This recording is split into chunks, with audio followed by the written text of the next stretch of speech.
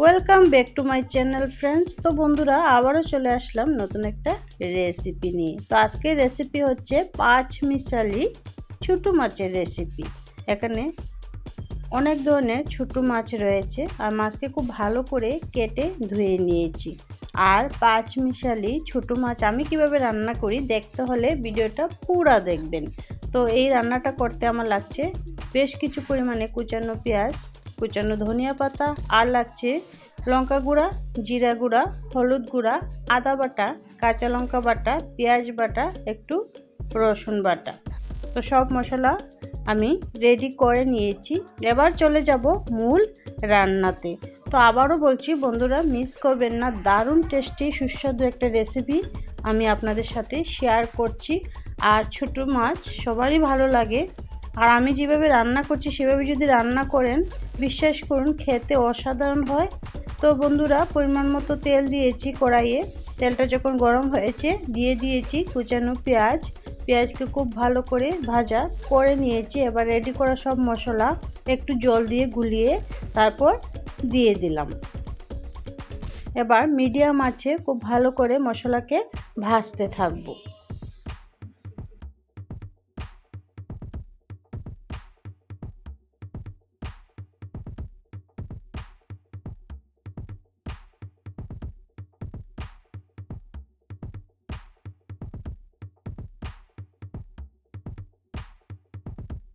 মশলা কষানো হয়ে গেছে, দেখতে পাচ্ছেন তেল উপরে ভেসে উঠেছে, মানে আমার মশলা একদম পারফেক্ট ভাজা হয়েছে।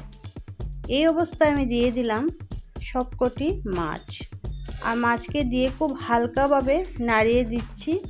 খুব হালকা হাতেই নাড়তে হবে যাতে করে মাছগুলো না ভাঙে। আর আমার কিন্তু একটা মাছও ভাঙবে না, পুরো ভিডিওটা অবশ্যই দেখবেন। এবার কিছুক্ষণ কুক করতে থাকবো আর মাছটা সিদ্ধ হয়ে যাবে।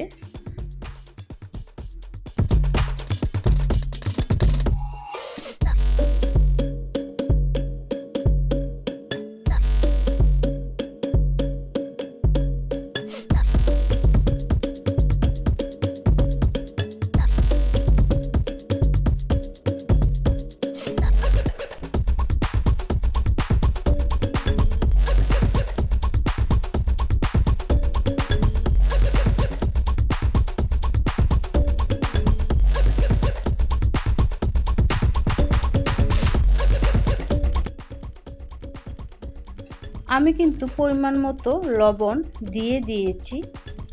আর এখন পরিমাণ মতো গরম জল দিলাম। গরম জলটা আমি বড় কাপে 1 কাপ দিয়েছি, খুব বেশি পরিমাণে গরম জল আমি দিইনি।